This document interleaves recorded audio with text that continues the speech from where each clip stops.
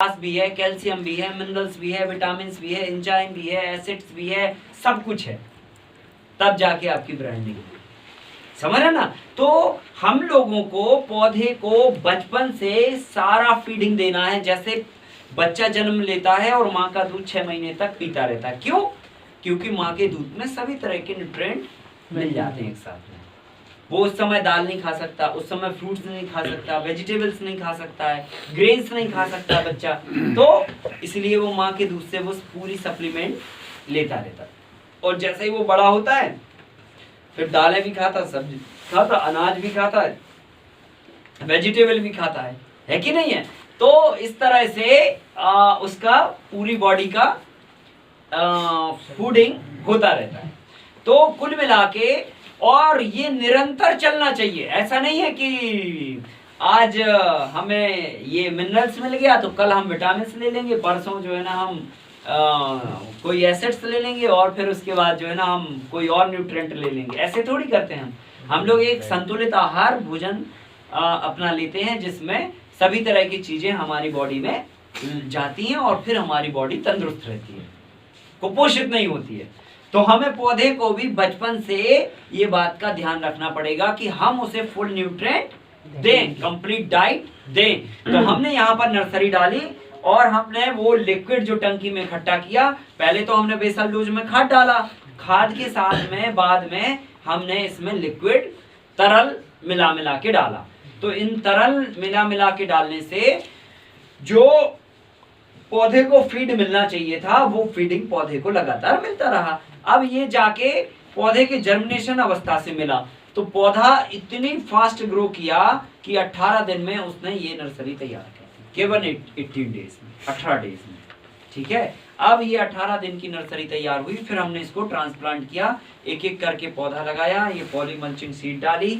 शुरू में हमने किया था, पॉलीमल्चिंग सीड इस्तेमाल नहीं करना चाहिए खेती में, ये खेती में नुकसान भी करती है, फायदा भी करती है पर नुकसान भी करती है साथ में।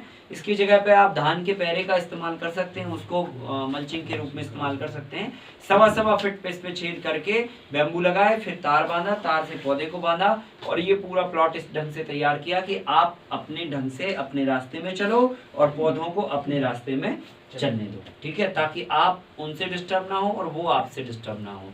तो इस व्यवस्था के अंतर्गत हमने 2 बैम्बू डाले और 2 बैम्बुओं पर आड़ी डंडी डाली, उस पे आके सुबह शाम चिड़िया बैठती थी, चिड़िया आके उसमें लगने वाले इल्ली, मच्छर, मक्खी, पंखी, तितली, जो भी उनकी डाइट रहती थी वो डाइट चुन के अपनी खा जाती थी। तो ये हमें उससे बेनिफिट हुआ। फिर ये नीचे से फलना चालू हुआ और बहुत जबरदस्त क्वालिटी में हमारा टमाटर फला। 60-70 दिन तक हमने जो है ना बिना फ्रिज के घर में रख के देखा, ये खराब नहीं हुआ। हाँ, 60-70 दिन, 60 से 70 दिन।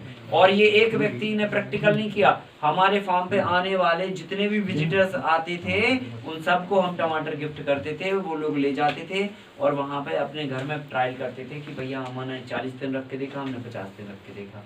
और इसमें डीएम से लेकर एमएलए से लेकर एमपी मिनिस्टर से लेकर ये सब लोग भी शामिल थे और पब्लिक भी थी। ठीक है कि नहीं?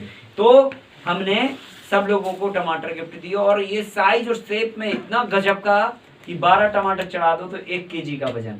और हमने ये प्रैक्टिकल किया कि वो सड़ा क्यों नहीं, खराब क्यों नहीं हुआ बिना फ्रिज के। तो हमने पाया कि इसमें एक तो हमने सारा पोषण दिया, ठीक है, कंप्लीट डाइट दी। तो कंप्लीट डाइट देने से क्या, इसकी बॉडी एकदम तंदुरुस्त है। और दूसरा जैविक तरीके से दी, रसायन से नहीं दी। अगर हम रसायन से देते तो क्या होता, उसमें एक्शन रिएक्शन होने लग जाते। जब रसायन उसके अंदर जाता तो एक्शन रिएक्शन 100% होते। तो हमने वो नहीं किया, तो इसमें सारे न्यूट्रिएंट रहे और जैविक तरीके से रहे। तो ये नेचुरल वातावरण में इसकी फीडिंग हुई, तो नेचुरल वातावरण में ये रह सकता है, मतलब रहा।